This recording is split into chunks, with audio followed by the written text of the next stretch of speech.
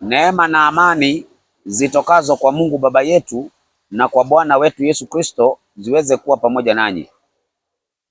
Naomba niweze kuchukua nafasi hii niweze kukukaribisha tuweze kusikiza maneno mawili matatu yanayohusiana na mambo ya imani.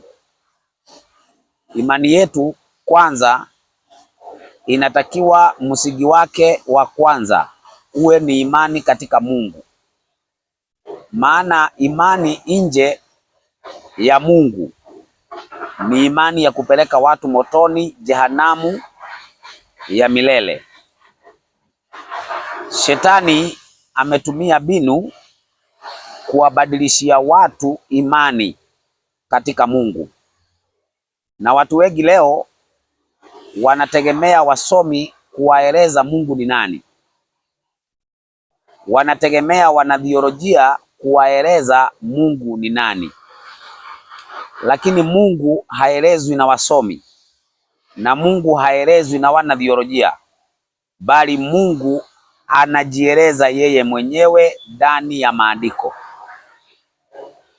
Katika kitabu cha Marko 12 kuanzia mstari wa 27 kuendelea, Yesu anasema amri ya kwanza na amri iliyo kuu ni kuwa, sikiza Israeli, sikiliza Israeli, Bwana Mungu wetu ni Bwana mmoja. Kwa hivyo Yesu anasema amri ya kwanza na amri kubwa ni kuamini ya kwamba Mungu ni mmoja, one true God, Mungu wa kweli, Mungu wa pekee wa kweli. Katika Yohana 17 mstari wake ni 3, andiko lasema uzima wa milele ni kumjua Mungu wa kweli na kumjua Yesu aliyetumwa na huyo Mungu wa kweli. Kwa hivyo lazima umjue Mungu wa kweli na umjue Yesu aliyetumwa na huyo Mungu wa kweli. Ukisoma Yohana, barua ya kwanza ya Yohana 4 mstari wake ni wa 14, andiko lasema sisi tumeona tena tumeshuhudia ya kuwa Baba alimtuma mwana kuwa mwokozi wa ulimwengu. Kwa hivyo Yesu ni nani kwa Mungu? Andiko lasema Yesu ni mwana na alitumwa. Yesu ni mwana na alitumwa, na alitumwa na Mungu wa pekee na Mungu wa kweli. Huyo ndiye Mungu mmoja aliyemtuma Yesu mwanawe. Kama hauamini hivyo ya kwamba Mungu ni mmoja, Baba wa Yesu Kristo aliyemtuma Yesu, ujue ya kwamba wewe umeshatoka kwa imani. Uwe kwa SDA, uwe kwa Katoliki, uwe kwa Uislamu ama kwa dini yoyote ile, haumjui Mungu wa kweli aliyemtuma Yesu, basi wewe ni kama mtu anapiga ngumi kwa upepo. Yaani wewe ni mtu uliyepotea. Sasa fundisho la utatu linafundisha kuna Mungu Baba na kuna Mungu Mwana na kuna Mungu Roho Mtakatifu. Hili fundisho ni la uongo na ni fundisho la kutoka kuzimu na ni fundisho la shetani. Kama wewe unaamini Mungu Baba, Mungu Mwana na Mungu Roho, ujue wewe unaamini fundisho la shetani. Katika Biblia hakuna andiko hata moja linalosema Mungu mmoja ni Mungu Baba, Mungu Mwana, Mungu Roho. Huo ni upagani. Huo ni upagani umeingizwa kwa njia ya siri kwa watu wa Mungu. Nataka niwaambie Kuna watu ambao ni mashabiki tu. Kuna watu ambao ni mashabiki tu, na wale watu ambao wamekuwa tu mashabiki wa dini, mtaangamia. Wacheni kuwa mashabiki wa dini, kueni na msimamo ambao ni wa kimaandiko, maana msimamo wa kimaandiko ndio msimamo thabiti na msimamo wa kweli. Sasa wale ambao mumeaminishwa miungu mitatu na kudanganywa ya kwamba miungu mitatu hii ndio inatengeneza Mungu mmoja, mjue nyinyi mumepotea, mumepotezwa na mshapotea. Isipokuwa muna hasira, isipokuwa muna funjo, isipokuwa hamwezi kukubali kufundishwa, lakini ukweli ni kwamba mumepotea. Sasa sikiliza, katika ibada inayoendelea mbinguni malaika wanasujudu wakimsujudia Mungu wa mbingu na dunia na vyote vilivyomo, na pia mwanawe Yesu Kristo. Maandiko yako wazi, maandiko yanaeleza. Yesu mwenyewe anasema kama vile mnavyomheshimu Baba, mumheshimu na mwana hivyo hivyo. Kwa hivyo heshima inafaa kupelekwa kwa Mungu na kwa mwanawe. Hakuna mtu mwingine anafaa kupelekewa heshima, ni Mungu na mwanawe peke yake. Lakini shetani amekuja akawadanganya ya kwamba kuna Mungu anaitwa Baba na kuna Mungu mwingine anaitwa Mwana na kuna Mungu mwingine anaitwa Mungu Roho Mtakatifu. Huo ni uongo na ni upagani na ni ukafiri. Mungu katika amri yake ya kwanza, Mungu katika amri yake ya kwanza anasema usiwe na miungu mingine ila mimi.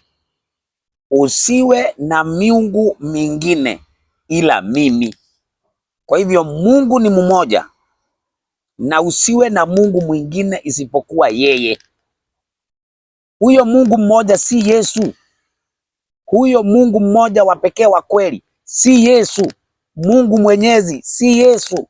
Mola aliye peke yake si Yesu, bali Yesu ni mwana wa Mungu wa pekee wa kweli. Yesu ni mwana wa Mungu Mwenyezi. Yesu ni mwana wa Mola aliye peke yake. Lakini kwa sababu ni mwanawe, anatumia jina lake, anatumia jina la baba yake, ako na asili ya baba yake, hageuki anakuwa Mungu wa pili, anabaki milele kuwa yeye ni mwanawe. Kwa hivyo Yesu sio Mungu wa pekee wa kweli. Tunapoogelea labda tuogelee uungu wake kwa njia ya kuzaliwa na Mungu, lakini kusema Yesu ni Mungu namba mbili na Roho Mtakatifu ni Mungu namba tatu, huo ni ukafiri na upagani wa hali ya juu. Na watu wengine wanasema Dasha kwa sababu amekataa utatu sasa ni Muislamu nusu. Kama kukataa utatu ndio kuwa Muislamu nusu, mimi niko tayari kuwa Muislamu nusu. Niko tayari, kwa sababu mimi siko kwa kupendeza watu. Kama wewe utanichukia mimi kwa sababu ya kukataa utatu, nichukie, na sitaki kupendwa. Sitaki kupendwa. Sitaki kupendwa, wapendwa, sitaki kupendwa kwa uongo. Sitaki kupendwa nidanganye. Nitaongea ukweli hata kama utanigharimu kifo. Mimi wacha niwaambieni kwanza kitu moja. Kama kuna mtu anadhania ya kwamba kuna siku itafika mimi niamini fundisho la utatu, futa hilo kwa akili yako.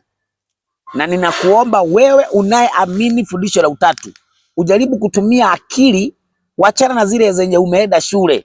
Tumia akili zenye unatumia kukula nazo. Zitakusaidia kuelewa fundisho la utatu ni ujinga na upumbavu. Yaani fundisho la kijinga, fundisho la kipumbavu kutoka kwa shetani. Alafu wa Kristo mumekubatia na mna akili zenu. Musikubali kuaminishwa upumbavu. Musikubali kuaminishwa ujinga na akina Mwankemwa. Akina Mwankemwa ni watu ambao wanatafuta haraiki, kuonekana ya kwamba mimi nimeshinda, mimi ni bingwa. Hiyo ndio ile ambayo imejaa Mwankemwa kwa akili. Lakini Mwankemwa hawezi kuwa na elimu. Ana elimu ya Mungu mmoja ni nani? Hana. Ni mweupe pepepe, ni mweupe pepepe. Nimemsikia akijaribu kujibu, sijui alikuwa anajibu shule, lakini anasema ya kwamba mimi ni Muislamu nusu, na kudai ya kwamba ate mimi siwezi kujua maandiko. Maandiko gani ambaye anajieleza alafu nataka uyageuze uyapiduize kichwa chini miguu juu? Unapigiza maandiko soma zote. Mwankemo wa kwanza huna lolote, huna kitu. Huna kitu, mimi nakwambia. Na kama kuna mtu anaweza kupanga mkutano kati yangu mimi na Mwankemwa au kati yangu mimi na Sule, na mkutano huo uwe na utaratibu, usiwe na jaziba, niko tayari kuliko jana. Lakini kugombana kwa mtandao, tugombane na yeye, nimemaliza kabisa, sitaki, kwa sababu nimegundua ya kwamba ni mtu wa kutafuta ushabiki. Kama kuna kikombe tunashindana, Mwankemwa kikombe nimekuachia. Kama ni hoja, paga mkutano wa kimataifa, paga mkutano mzuri ule na utaratibu. Usishinde ukiniitaita kwenye YouTube channel yako. YouTube channel yako iko na watu wachache sana. Iko na watu wachache sana. YouTube channel ya mtu anaitwa Mwankemwa iko na watu wachache. Tengeneza mahali watu wako wengi. Bichi na bifu ijitenge, ukweli na uongo ujitenge. Lakini nataka niwaambie, mtu mwenye anaamini utatu na mtu mwenye anakataana ya kwamba Yesu ni mwana wa Mungu, hao watu wote ni shimo moja. Kwa hivyo usiwacheke Waislamu wakati wewe unaamini utatu. Usiwacheke Waislamu wakati wewe unaamini utatu. Utatu ni upagani na ujinga na upumbavu.